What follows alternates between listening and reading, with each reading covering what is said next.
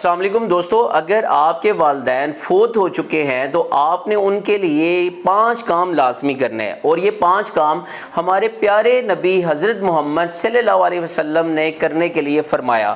اب آپ نے یہ دیکھنا ہے کہ آپ میں سے اگر کسی کے والد یا والدہ وہ اس دنیا سے جا چکے ہیں تو کیا وہ یہ کام ان کے لیے کرتا ہے یا نہیں کرتا۔ اگر وہ کرتا ہے تو بہت اچھی بات ہے، اگر یہ نہیں کرتا تو آج سے یہ 5 کام کرنا شروع کر دیں۔ اس میں سب سے پہلا کام یہ ہے کہ اللہ کے پیارے نبی حضرت محمد صلی اللہ علیہ وسلم نے ارشاد فرمایا کہ اپنے والدین کے لیے دعائے رحمت کرو، کہ آپ روزانہ کی بنیاد پہ اللہ سے دعا کریں کہ اے اللہ میرے والدین کی قبروں پہ رحمت کا نزول فرما۔ اگر آپ روزانہ کی بنیاد پہ آپ یہ دعا کرتے ہیں تو اس کا مطلب یہ ہے کہ آپ ایک فرما بردار اولاد ہیں۔ دیکھیں، انسان اولاد اس لیے مانگتا ہے کہ جب انسان اس دنیا سے چلا جاتا ہے، فوت ہو جاتا ہے، تو اس کا جو نامہ اعمال ہے وہ بند ہو جاتا ہے، اور جب اس دنیا سے جاتا ہے نامہ اعمال بند ہو جاتا ہے تو انسان اس انتظار میں ہوتا ہے کہ جو اس کی اولاد ہے وہ اس کے لیے ہاتھ اٹھائے، اس کے لیے دعا کرے۔ دیکھیں، جو والدین ہوتے ہیں ان کے بڑے حقوق ہوتے ہیں۔ والدین بچوں کو پالتے ہیں، بڑا کرتے ہیں، ان کی دیکھ بھال کرتے ہیں، ان کی شادیاں کرتے ہیں، ان کے لیے گھر بناتے ہیں، اور اگر یہ کچھ بھی نہیں کرتے تو فقط ان کو پیدا کرنا، اولاد کو پیدا کرنا اور اس دنیا میں لے کے آنا، یہی اتنا بڑا احسان ہے کہ انسان اگر ساری زندگی لگا رہے تو اس احسان کو چکا نہیں سکتا۔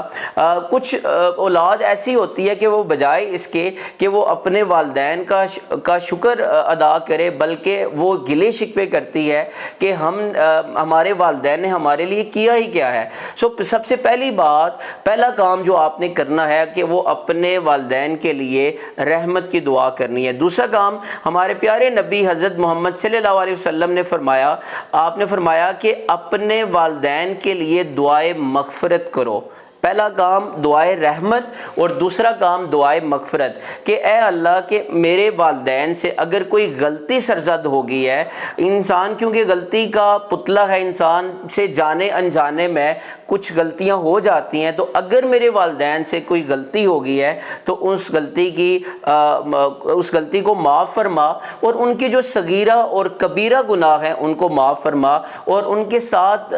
رحم والا معاملہ فرما، اس طرح رحم فرما جس طرح بچپن میں انہوں نے میرے اوپر رحم فرمایا۔ اور تیسرا، دیکھیں، جو والد ہے وہ واحد وہ شخص ہوتا ہے جو یہ چاہتا ہے کہ اس کی جو اولاد ہے وہ اس سے زیادہ کامیاب ہو۔ دیکھیں، کسی شخص کی کامیابی کے پیچھے اس کے والد کی، اس کے باپ کی پوری جوانی لگی ہوتی ہے۔ دوسرا کام یہ کرنا ہے آپ نے کہ اپنے والدین کے لیے روزانہ کی بنیاد پہ دعائے مغفرت کرنی ہے۔ تیسرا کام جو آپ نے اپنے والدین کے لیے کرنا ہے وہ یہ ہے کہ آپ کے والدین نے جو اس دنیا میں جو وعدے کیے، جو کمٹمنٹ کیے ہیں، دنیا سے جانے کے بعد آپ نے ان وعدوں کو پورا کرنا ہے، آپ نے ان کمٹمنٹ کو پورا کرنا ہے۔ اگر والد صاحب نے اگر کسی سے قرضہ لیا ہو تو آپ وہ قرضہ ادا کرنا اب ان کی اولاد کے ذمے ہے۔ ان کی اولاد کو چاہیے کہ ان کے والد نے کسی کے ساتھ کوئی وعدہ کیا تو وہ اس وعدہ کو پورا کرے، تاکہ جو ان کے والدین ہیں اگلے جہان میں ان کے لیے آسانی ہو سکے۔ چوتھا کام جو آپ نے کرنا ہے، ہمارے پیارے نبی صلی اللہ علیہ وسلم نے ارشاد فرمایا کہ جو والدین کے جو دوست ہیں ان کی آپ عزت کریں۔ دیکھیں، والدین کے جانے کے بعد جو ان کے جو دوست ہیں، آپ ان کے ساتھ بالکل ایسا سلوک کریں کہ آپ جس طرح اپنے والدین کے ساتھ کرتے ہیں۔ اگر والد صاحب کے دوست آ جاتے ہیں، آپ ان کے لیے اٹھ کے کھڑے ہو جائیں، آپ ان کو عزت دیں، آپ ان کا خیال رکھیں۔ اور پانچواں کام جو آپ نے اپنے والدین کے لیے کرنا ہے، ہمارے پیارے نبی حضرت محمد صلی اللہ علیہ وسلم نے ارشاد فرمایا کہ جو والدین کے جو رشتہ دار ہیں آپ ان کے ساتھ صلہ رحمی کریں۔ دیکھیں، وہ تمام کے تمام رشتے جو کہ آپ کے والدین کی وجہ سے آپ کے ساتھ بنے ہیں، آپ ان سب رشتوں کو آپ ساتھ لے کے چلیں۔ اب ایسا نہیں ہے کہ جب والد صاحب فوت ہو چکے ہیں تو آپ ان کے جو بھائی ہیں جو کہ آپ کے چچا ہیں، آپ ان کو ان کے حال پہ چھوڑ دیں، آپ ان کا پتہ ہی نہ کریں، بلکہ آپ جب والد صاحب چلے جائیں تو والد صاحب کے جانے کے بعد آپ اپنے چچا کو اپنے والد صاحب کی جگہ دیں، آپ ان کو اپنے والد کی طرح ٹریٹ کریں، ان کا خیال رکھیں، ان کی میڈیسن کا خیال رکھیں۔ اسی طرح